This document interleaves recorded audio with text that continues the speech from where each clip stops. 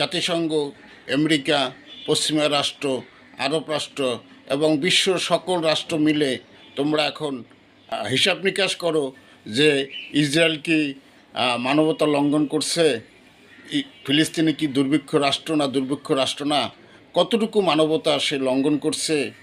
এ পর্যন্ত ফিলিস্তিনিদের যে 60-70 হাজার লোক মারা গেছে, এই সংখ্যা কি ঠিক আছে না সংখ্যা কম বেশি হয়েছে? পুরো পৃথিবীকে তোমরা জানিয়ে দাও যে তোমরা ফিলিস্তিনিদের জন্য কিছু করতে চাচ্ছ, ইসরায়েলের জন্য কিছু করতে চাচ্ছ।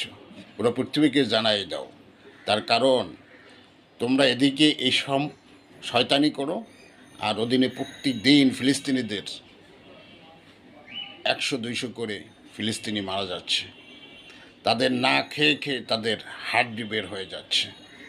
এই কঠিন অবস্থা চলতে থাকলে বেশি দিন আর লাগবে না, ফিলিস্তিনিরা এমরেই শেষ হয়ে যাবে, ধ্বংস হয়ে যাবে, নিঃশেষ হয়ে যাবে। তখন পুরো পৃথিবী তোমরা শান্তির কথা শোনাতে পারবে। পুরো পৃথিবী শান্তি হয়ে যাবে, শান্ত হয়ে যাবে, নেতানিয়াহু শান্ত হয়ে যাবে, আমেরিকাও শান্ত হয়ে যাবে। আর কোনো